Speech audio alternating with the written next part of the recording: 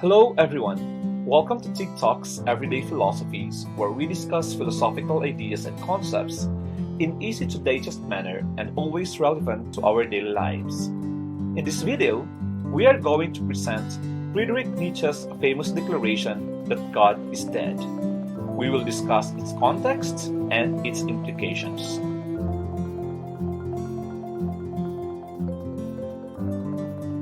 The statement "God is dead" provokes many different negative reactions, especially from those who did not read the works of Nietzsche himself.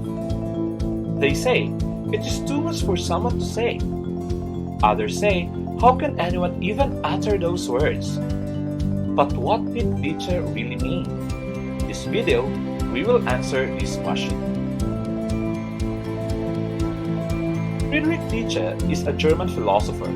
It is fair to say that he is one of the most misunderstood thinkers ever. Perhaps it is also because of his way of writing, which is always enigmatic. In one of his works, The Gay Science, he tells the story of the madman who announced in the marketplace that God is dead. Part of the parable reads, "The madman jumped into their midst and pierced them with his eyes. 'Whither is God?' he cried. 'I will tell you. We have killed him, you and I. All of us are his murderers. But how did we do this? How could we drink up the sea? Who gave us the sponge to wipe away the entire horizon? What were we doing when we unchained this earth from its sun? Whither is it moving now? Whither are we moving? Away from all suns? Are we not plunging continually, backward, sideward, forward, in all directions? Is there still any up or down? Are we not straying as though an infinite nothing? Do we not feel the breath of an empty space? Has it not become colder? Is not night continually closing in on us? Do we not need to light lanterns in the morning? Do we hear nothing as yet of the noise of the grave diggers who are burying God? Do we smell nothing yet of the divine decomposition? Gods too decompose. God is dead. God remains dead, and we have killed him. For us to understand the context of Nietzsche's announcement, let us review Plato's allegory of the cave. Plato asks us to imagine a cave where, stretching a long way up toward the daylight, is its entrance, toward which the entire cave is gathered. The people have been in this dwelling since childhood, shackled by the legs and neck. Thus, they stay in the same place so that there is only one thing for them to look at, whatever they encounter in front of their faces. But because they are shackled, they are unable to turn their heads around. What they see in front of them, projected on the walls, are shadows of the things outside of the cave.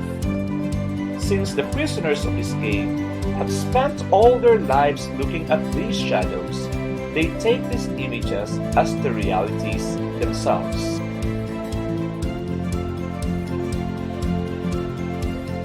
Plato uses this allegory to discuss his epistemology.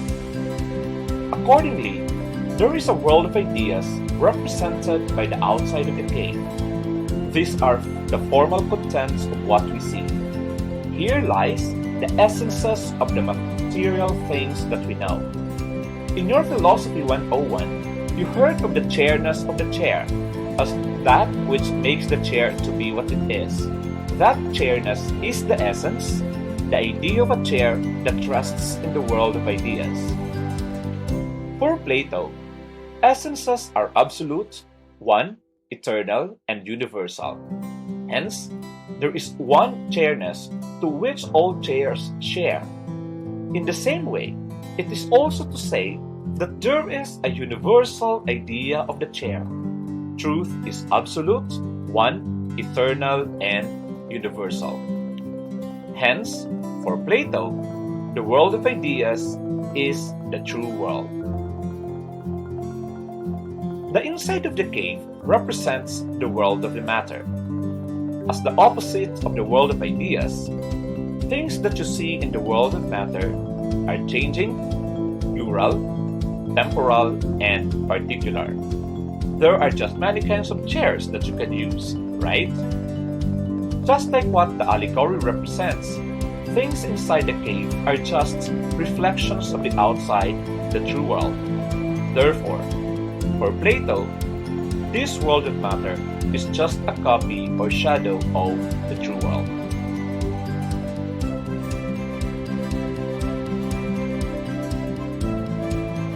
This Platonic epistemology is carried on different periods of philosophy. To represent, we have here Plato, Aquinas, and Descartes, some of the major thinkers of each period that followed the argument that there is a true world where we see the absolute truth of the things we come to know in this world.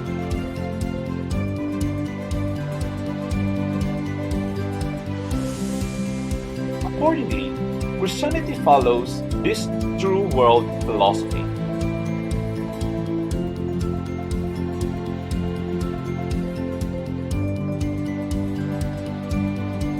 The idea of God follows the idea of the world of ideas. God is absolute, one, eternal, and universal, and thus all things that come from His being also have those characteristics. In the same manner, this material world is the world of created realities, and just like Plato's philosophy, things here are changing, plural, temporal, and particular. This led Nietzsche to label Christianity as the Platonism of the people.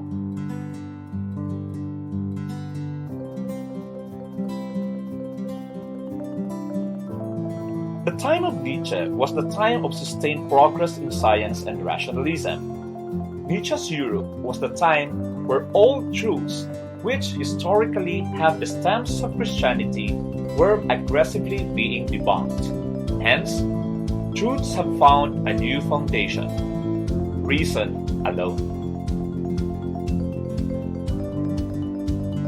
So, what is the implication of this to our search for truth?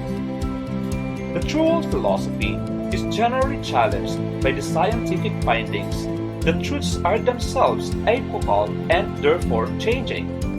With Darwin's revolutionary work, truths are like species that are plural and changing.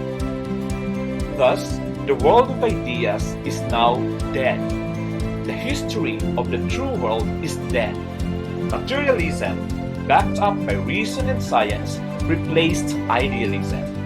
And because the idea of God follows the true world philosophy, such an idea is also gone. Hence, God is dead. Nietzsche particularly highlights truth and morality. In the history of true world philosophy, truth and morality are in the world of ideas, and so there is an absolute, one, eternal, and universal truth and morality. With Christianity, it was further argued that the basis of truth and morality is God, which further strengthened the idealism contained in the idea. With the declaration of God is dead, such transcendental character of truth and morality is rendered obsolete. It was part of the history that is already dead. The belief in the true world philosophy deserves to rest in peace. What remains is this actual material world where we are in. Truths and morals are plural, changing, temporal, and particular. If we review our history, there are truths that we already disposed for good. There are moral standards that we relegated as historical events. And that is the way we live as humans. Truths and morals always have to be re-evaluated, recreated, and reinvented.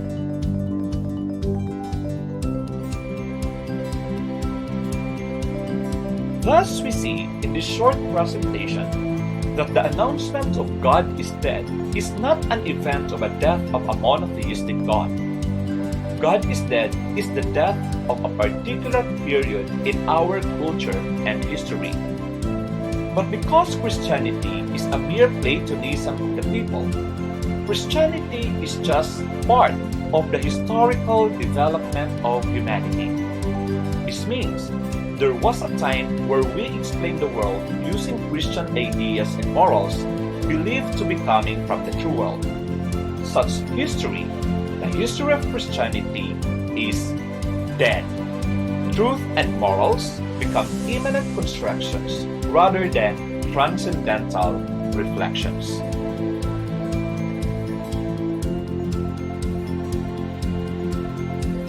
In our next lessons in Nietzsche's philosophy, we will tackle on the following things: nihilism, human all too human, will to power, and Übermensch. These topics will further deepen our understanding of the philosophies contained in the declaration, God is dead. Thank you for another philosophizing time here at TikTok's Everyday Philosophies.